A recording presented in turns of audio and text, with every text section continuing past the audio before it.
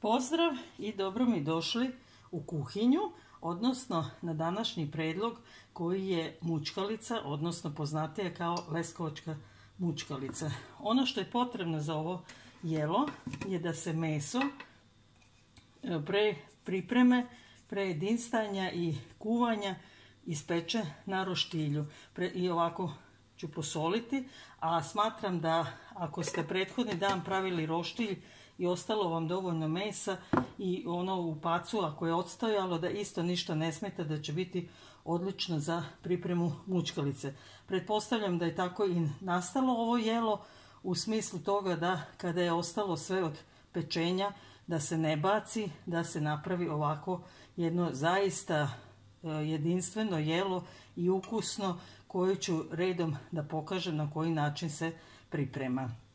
Znači, ja nisam držala u pacu, samo ću ga ovako, vidjeli ste, malo sam ga posolila i sada ide na roštilj. Evo ja imam ovaj kućni, električni.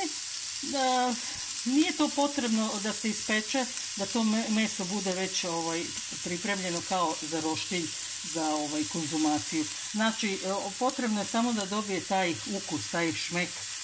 Bilo bi poželjno dima, ali isto tako poslužit će i ovaj kućni električni roštilj. Meso koje sam pripremila je raznovrsno, jer samo ime kaže mućkalice, znači dozvoljeno je da se koristi svo vrsta mesa. Znači sve ono što vam je ostalo ili što ćete pripremiti baš kao i ja ovaj put, samo isključivo odabrano meso za mućkalicu. To je ovako malo, vidite, od vrata, masnije, slanina i bit će krpina od krmenadle, kao i dimljena slanina. Nastavljam sa ovom suvom slaninom.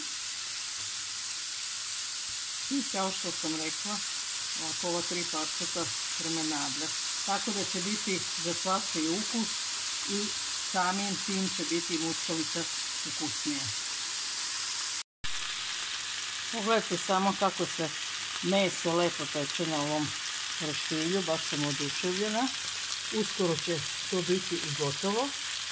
Za to vreme pripremala sam povrće. A od povrća je potrebno ovako 4 glavice luka na onu količinu mesa što ste vidjeli.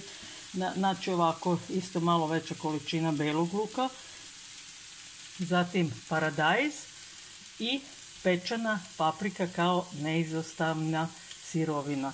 Paradajz ću popariti sada sa vrelom vodom. Evo samo malo da ovako kameru fiksiram. Da bi skinula onu kožicu. Možete i ovako baciti ceo pa on dok se kuva, ali to je već onako onda dupli posao. Bolje ga sada odmah lišiti te kožice i onda će biti već spreman za pripremu dalju ove lepe mućkalice. Pogledajte ovu divotu. Ovo je već ukusno na sami pogled ove faze, tako da skoro da mi se ni ne pravi mućkalica. No naravno šalim se. Evo ja sam luk pripremila, isekla sam. Nisam nešto na tanke neke ili male kockice, nego ovako može i malo krupnije, pošto taj luk baš je potrebno da se dobro izdista. Stavila sam malo ulja u šerpu i sada samo luk za početak ide na dinstanje.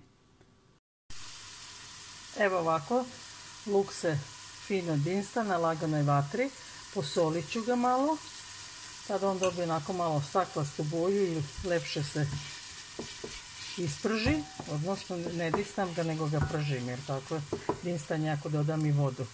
Izvinjavam se.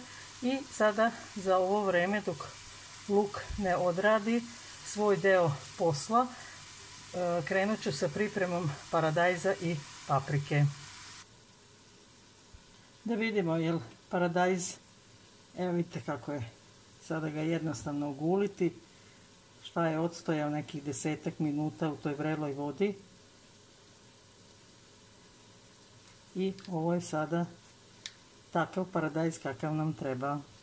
Naravno iseći ću ga na sitne kockice.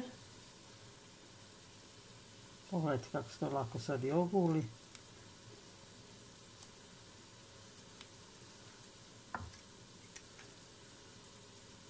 Evo, to je što se tiče paradajza. I evo, dok paradajz, paprika i beli luk čekaju svoj red, ja sam već pristupila sečenju mesa, pošto se dovoljno prohladilo. Sečem na ovako neke kockice srednje veličine i čim se luk iznista, ubacit ću to meso, zatim i povrće. Naravno sa svom onom slaninom i već sve što ste vidjeli da sam pripremila.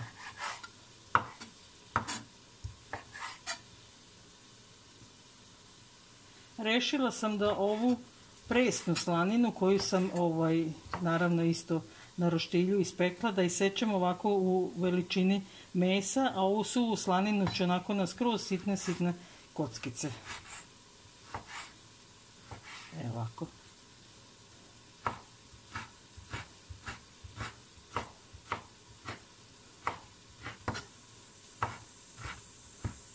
Jer ovo je onako čisto za aromu. Još jednu od aroma koje se pripremaju za ovo jelo, ali je zato ovo jelo i jedna vrsta delikatesa.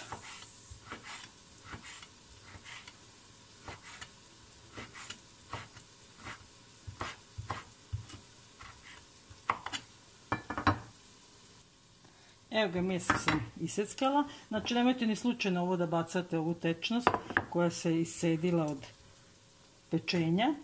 Znači sve to zajedno ide u šerpu. Neće ovo biti ni nešto mnogo, mada mi se učinilo onako dok sam parčadi pekla. Sad kada sam iseckala, ali ja se nadam ručku za 2 dana. Luk se sasvim dovoljno propržio. Sada stavljam ovo meso.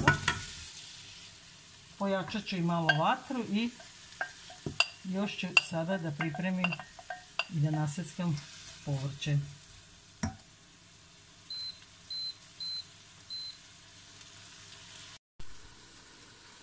Kao što vidite, pripremila sam povrće, iseckala sam zajedno sa belim lukom i sada ovo sve ide u šerpu.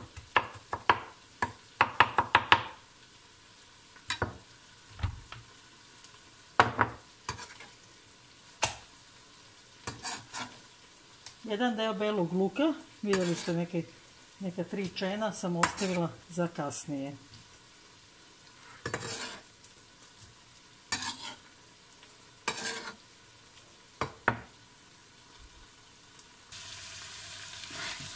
Evo vidite, meso i luk su se još dodatno ispržili i to je sasvim dovoljno. Sada dodajem ovo povrće.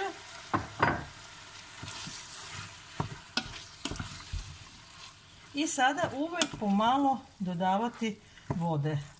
Soli, kao što ste vidjeli, i solila sam i meso i malo luk. Tek kad se bude malo sve to prikrajčilo, probat ću da li će biti potrebno još soli. U međuvremenu dodat ću začine, biber, i mućkalica jako voli da je malo ljutkasta. Međutim, ja ne smem da zaljutim zbog dece. Pošto ovo nema potrebe da se nešto još dalje peče ili prži, znači komotno dodajte vode, ali nikada previše. Mućkalica jednostavno mora da bude sa takozvanim kratkim saftom.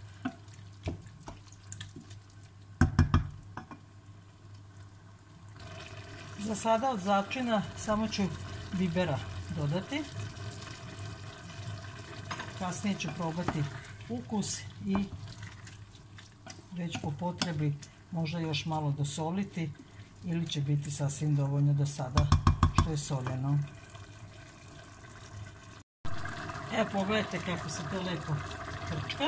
Ja ću dodati ovako još neke pola kašike aleve paprike.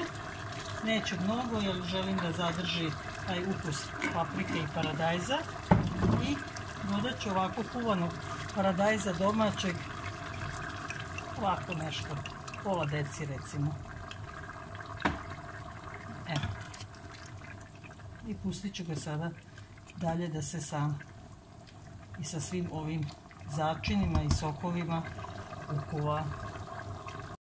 Mučkalica je pri kraju. Evo sada je još ostalo samo da onaj ostatak belog luka dodam za još aromu, mada sam probala, mogu vam reći da je fantastično. I naravno peršinov list.